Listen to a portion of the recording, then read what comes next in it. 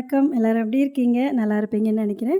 நான் ஒரு 2 நாள் முன்னாடி கொடுமுடி போயிருந்தேங்க கோயிலுக்காக. போயிட்டு திரும்பி வர வழியில பார்த்தீங்கன்னா, இந்த மரத்தடியில நெறைய குட்டி குட்டி கடைங்க போட்டிருந்தாங்க. பார்த்தீங்கன்னா, எல்லாமே இந்த சீசனில் கிடைக்கக்கூடியதுங்க. இது எல்லாமே எனக்கு ரொம்ப புடிச்சது. புளிய மரத்துக்கு அடியில வச்சுருந்தாங்க. பார்த்தோனே நிறுத்துங்க அப்படின்னு சொல்லிட்டு, போய் அவர்கிட்ட புளி இருக்கான்னு ஃபஸ்ட்டு கேட்டேன். அவங்க சொன்னாங்க, "எல்லாமே பறிச்சாச்சேம்மா" அப்படின்னு சொல்லிட்டு, நான் கேட்டேன் அப்படிங்கிறதுக்காக ஒரு 4, 5 பறித்து குடுத்தாரு. குடுத்துட்டு, "இந்த வெயில் காலமா நெறையாலாம் சாப்பிட்றாதீங்க.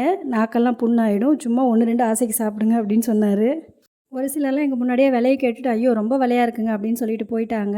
நம்ம எல்லாருமே மாலுக்கு போறோம். அங்கெல்லாம் போய் பொருளோட விலை என்னன்னு பார்க்குறோமா, இல்ல பேரம் பேசுறோமா? அவங்க என்ன போட்டு குடுத்தாலும் வாங்கிக்கிறோம். ஆனா, இந்த மாதிரி சின்ன சின்ன கடையில தான் நெறைய பேர் பேரம் பேசுறது அதிகம். நம்ம ரொம்ப உஷாரா இருக்கோம் அப்படின்னு நெனச்சுக்கிறாங்க. ஒரு சிலருக்கு இந்த விஷயம் புரியவே மாட்டேங்குதுங்க. எந்த ஒரு பொருள நம்ம நெறைய வாங்க ஆரம்பிக்கிறோமோ, அந்த பொருளோட விலை தானாவே குறையும். நம்ம பொருள வாங்குறது குறைவா இருந்தா, அதனோட விலை அதிகமா தான் இருக்கும். மாம்பழம் பார்த்திங்கன்னா, ரொம்ப குட்டி குட்டியா இருந்ததுங்க. இது பேர் வந்து சர்க்கரை கட்டி அப்படி இல்லைன்னா சர்க்கரை குட்டின்னு சொல்லுவாங்களாம். நான் இதான் வந்து ஃபஸ்ட் டைம் கேள்விப்படுறேன்.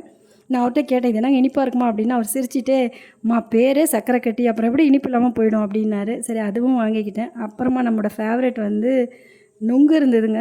இப்போல்லாம் வந்து பனைமரமே ரொம்ப குறைவாயிடுச்சுங்க. எல்லாமே வெட்டி செங்கல் சூளைக்கு அனுப்பிச்சிடுறாங்க. இருக்கிறதே ரொம்ப கம்மி. அதுவும் இருக்கிற மரத்திலேயே பனைமரம் ஏறுறது அப்படிங்கிறது ரொம்ப ரொம்ப கஷ்டங்க.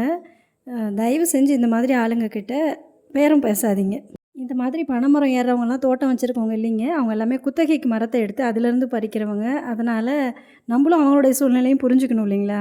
நமக்கு தேவையில்லாத பொருட்கள், ஆடம்பர பொருட்கள் விற்கிறவன்லாம் கோடீஸ்வரனா இருக்கான். ஆனா விவசாயி என்றைக்குமே ஏழையா தான் இருக்கான். ஆடம்பர பொருட்கள் இல்லாமல் நம்மளால் உயிர் வாழ முடியும். ஆனால் இந்த மாதிரி விவசாயம் இல்லாமல் நம்ம உயிர் வாழவே முடியாது அப்படிங்கிறத நம்ம என்றைக்கு தான் புரிஞ்சுக்குவோமோ தெரியல. இது எல்லாத்தையும் வாங்கி அள்ளி போட்டுட்டு வந்துட்டேங்க. குமுதா ஹாப்பி அப்படிங்கிற மாதிரி தான் இருந்தது. இதெல்லாம் உங்களுக்கும் பிடிக்குமா அப்படின்னு சொல்லுங்கள். ஒவ்வொரு கிளைமேட்டுக்கும் நமக்கு என்ன நம்ம உடம்புக்கு நல்லது அப்படிங்கிறது இயற்கை நம்ம தேடாமல் அதுவே கொடுக்குதுங்க. மிஸ் பண்ணாமல் கண்டிப்பாக வாங்கி சாப்பிடுங்க. தேங்க்யூ ஃபார் வாட்சிங். பாய்.